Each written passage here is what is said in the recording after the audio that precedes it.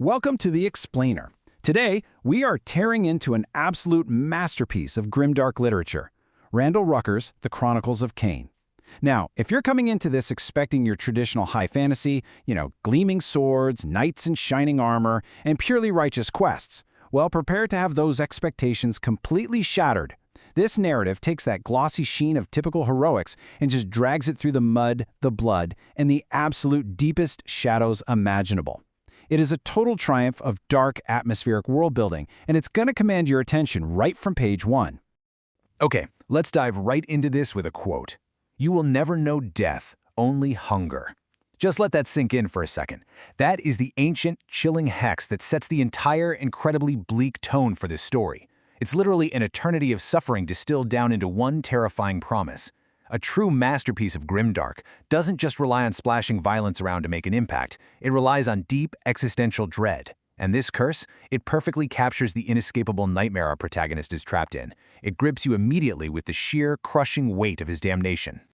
So, here is our syllabus for the explainer today. First, we'll define what grimdark literature actually is.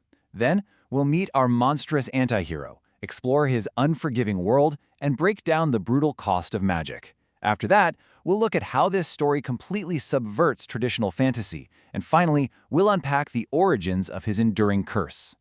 Section 1. Defining grimdark literature. To really appreciate why this book hits so hard, we first have to completely strip away that polished, heroic vibe of traditional fantasy. So what exactly is grimdark? Well, it's a subgenre of speculative fiction characterized by a deeply dystopian, violent, and highly morally ambiguous tone.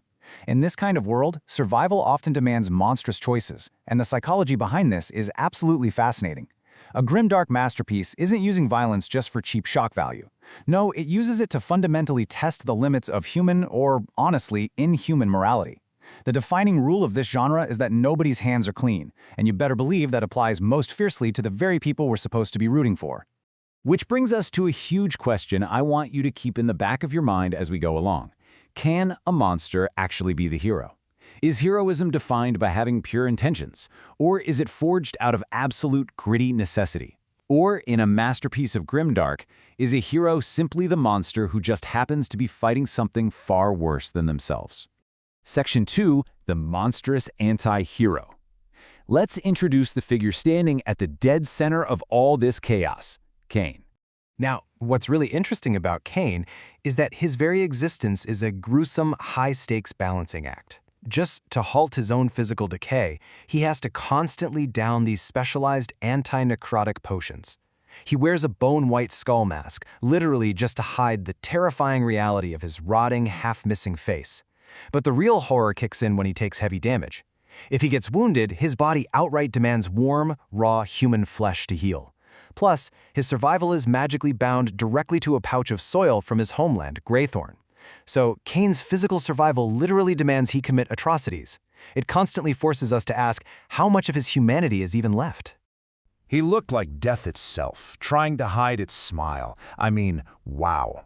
Before Kane even draws his twin sabers, his mere presence is utterly suffocating to his enemies. This line perfectly exemplifies the masterful prose woven throughout the book.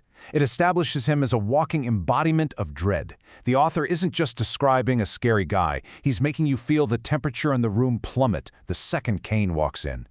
Section 3. A bleak, unforgiving world. Let's zoom out from Kane for a second, because the grim tone here is entirely dictated by the deeply corrupted world around him. Kane goes up against a terrifying array of factions, and every single one is more twisted than the last. You've got necromancers, like Phallus Genlo, who steal innocent sacrifices to summon cosmic death lords. Then you have the Shadowborn, led by figures like Jerlin and Black Moon. These are corrupted elves who wield searing shadow chains and literally dissolve into toxic smoke when you kill them. And if that wasn't bad enough, there are the Voidborn, tentacled cosmic horrors like the Mindslaver that literally rewrite human minds. Whether Kane is fighting in the squalid, disease-ridden alleys of Arcist or some mind-bending void realm, everything, and I mean everything, in this ecosystem is designed to kill, consume, or corrupt. Just listen to how the author describes the void realm. Night came wrong in this place. It did not fall so much as spread. That brilliant little detail perfectly captures the stifling, inescapable dread of grim, dark world building. It makes the darkness itself feel like an active, malicious predator. Section 4. The brutal cost of magic. In traditional fantasy, magic is usually this wondrous, consequence-free tool. Here, the power is never, ever free. And this brilliantly illustrates exactly what I mean. When a character casts a forbidden spell in this universe, it is a visceral, agonizing process. First, they speak an ancient word of power. Second, they suffer immediate physical trauma. When the necromancer Falas Genlo uses a word of power to command Kane, thick black blood instantly gushes from his nose. When the mercenary Fulshin casts a combat spell, he bleeds from his eyes, and his own arm physically turns black and starts decaying. Characters are literally sacrificing their own bodies, rotting themselves piece by piece just to wield magic. Section 5. Subverting traditional fantasy. Brace yourselves, because this is where the book really flexes its grimdark muscles by aggressively twisting classic fantasy tropes. A perfect example is the Paladin. Normally, you think of Paladins as these beacons of holy light, right? Purely righteous protectors of the weak. But when Kane enters the Temple of Kodiak, he finds the exact opposite. The holy guardians there are basically glassy-eyed meat puppets. They have these parasitic void tentacles burrowed deep under their skin, completely mind-slaving them to blindly execute the orders of a cosmic horror. The traditional good guys have been totally hollowed out from the inside. And it gets worse. Deep inside that temple, Kane actually risks his cursed life to free a captive paladin named Reese so they can fight the void monster together, and they pull it off. But the very second the battle is won, Reese betrays Kane. He stabs him right in the back with a holy dagger, totally deadpan, saying, "You die for the greater good." It is the ultimate grimdark betrayal. The supposedly holy man justifies cold-blooded murder with self-righteousness.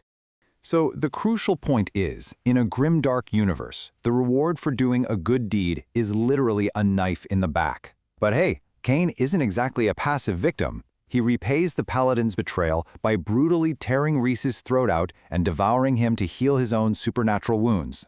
Yeah, it's a stunning, savage moment that strips away any lingering illusion that Kane might secretly be a knight in shining armor. Actually, scratch that, he's a monster. Plain and simple, doing whatever it takes to survive.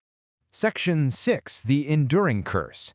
To wrap up our thematic journey, let's look at the origin of Kane's eternal suffering. How did a mortal man become this terror? Let's track exactly how this builds, because the irony here is incredible.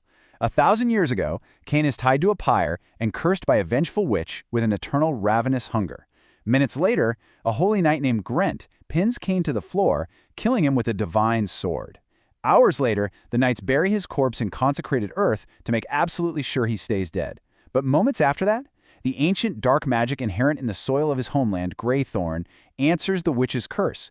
By burying him in that specific dirt, the holy knights accidentally provided the exact catalyst needed to resurrect him.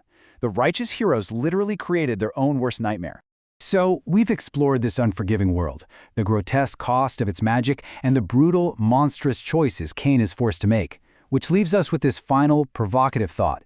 If a monster is destined to fight worse monsters, can he ever truly be considered a hero? The Chronicles of Kane doesn't just blur the lines of morality, it completely obliterates them, cementing its status as an absolute masterpiece of grimdark literature. Thanks so much for joining me for this explainer, and as always, keep questioning the narrative.